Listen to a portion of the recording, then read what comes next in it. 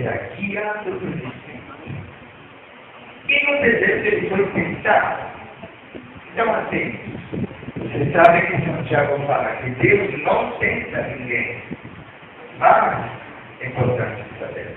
Deus permite que você seja tentado, que você seja provado. Para quê? Provado, depois seja aprovado por Deus. Toda provação para te fortalecer, para que você seja apto para a missão a quem Deus destina. Jesus está começando a sua missão.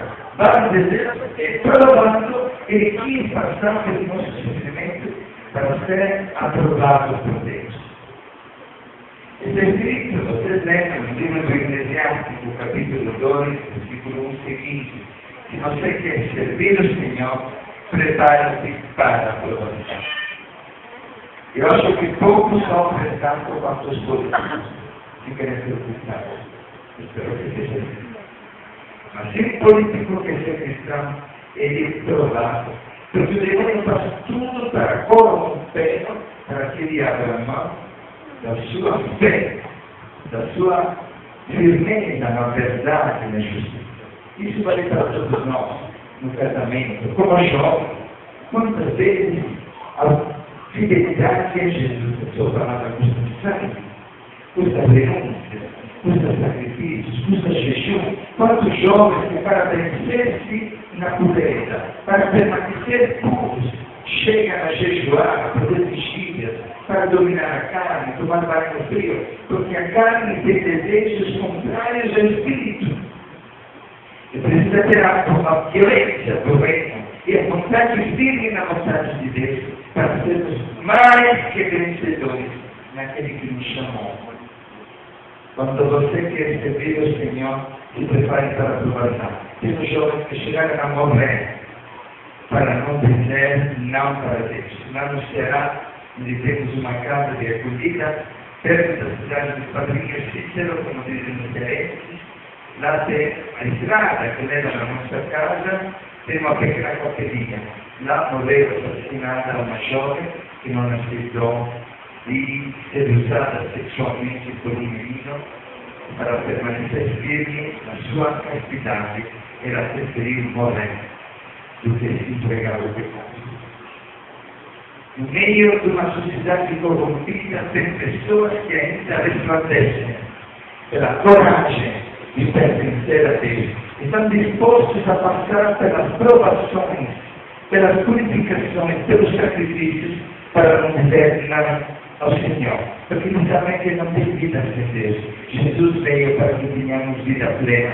Fora de Jesus, somente nós encontramos amargura, sofrimento e morte. Então Jesus é conduzido pelo Espírito Santo. Nós precisamos entender que somos fracos. O que é a tentação faz? Te torna consciente da tua fraqueza. Te torna mais humilde, mais consciente que por você mesmo você é nada. Que nada pode. Sem mim nada podeis fazer, diz o Senhor. E quando Jesus permite ao demônio de tentar, ele supera pela força da palavra de Deus as tentações, respondendo a cada ataque do demônio com uma palavra e vencendo as tentações. Para o Evangelho não está esse versículo na leitura de hoje, mas logo depois, no trecho das tentações, nós lemos: Jesus voltou então para a Galileia com a força do Espírito Santo, e a sua fama se espalhou-se por toda a região.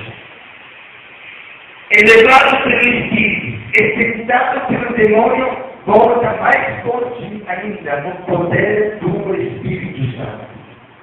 Irmãos, muitas vezes nós temos que fazer a experiência da nossa fraqueza para que possamos correr a Deus, para que possamos recorrer ao Senhor, para que possamos abrir-nos ao poder que vem do alto, porque o Espírito Santo é o Paráclito.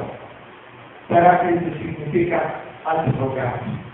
Aquele advogado significa a que vem Vocado significa chamado. Quer dizer, quando é chamado, advogado.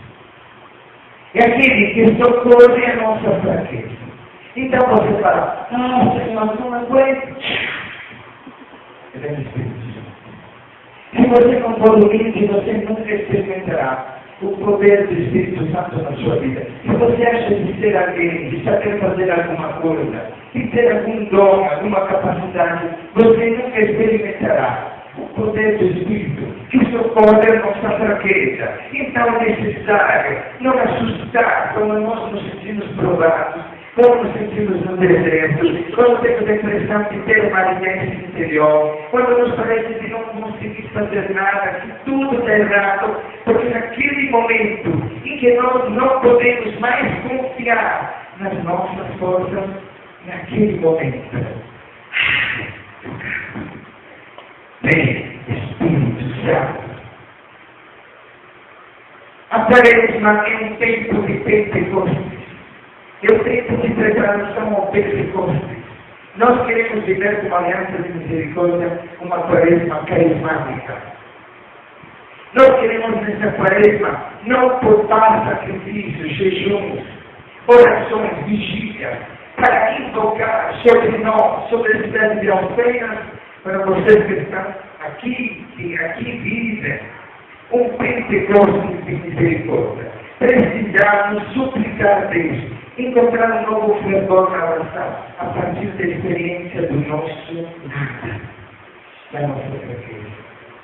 Se lembra quando São Paulo sofre finalmente porque tinha um espinho na carne que eu atormentava? Um anjo, mas um anjo maligno, encarregado, purificado. E São Paulo suplica a graça do Senhor. E Jesus diz para, e basta a minha graça. Porque quando você é fraco, então é forte. E a minha força se manifesta na tua fraqueza. Irmãos, quantas vezes as pessoas voltam a Deus, mesmo porque não têm força, mesmo porque caíram no problema, mesmo porque chegou o câncer, porque estão se separando do esposo, porque tem uma dificuldade na família, porque não conseguem mais sair da depressão. E aí buscam o Senhor, porque o Senhor sabe que Ele, através da tua fraqueza, até através do pecado, o Senhor é tão humilde, que até permite que nós pecamos, até permite que nós caímos até o fundo do buraco, para que finalmente Ele possa ver o socorro da nossa família. Eu conheço um padre do Marechal aqui de São Paulo, que não gostava nada da renovação carismática, dos cantos em língua, dos dons do Espírito Santo. Um padre que dizia ao grupo da renovação da paróquia dele: podem vir na igreja, mas nada de coisas esquisitas. Podem invocar o Espírito Santo, mas sem efeitos especiais. Não imponha as mãos, não cantem em língua, não seja carismático, mas podem fazer o grupo carismático. E eles, cuidados, obedeciam ao padre. Porque o padre começou a entrar em crise. Ele começou a ter insônia, não conseguia dormir, entrou em depressão, e começou a perder a fidelidade dos sacerdotes. E começou a ter problemas morais. Em certo ponto chegou ao desespero. Aí uma noite chamou um membro desse grupo e disse: você, vem esta noite na minha casa. Vocês sabem que as pessoas que se vergonham de Deus fazem tudo à noite para que ninguém veja. Era um padre, mas tinha vergonha de Deus. Tinha vergonha de dizer que precisava de Deus. Aí esse homem, um homem de muita oração que eu conheço bem, foi na casa dele. E quando fui na casa dele, o padre abriu o coração e disse: eu não aguento mais. E o Espírito Santo sendo. eu não entendo mais o meu sacerdócio, estou tentando de deixar o sacerdócio, eu preciso que você ore para mim. Então,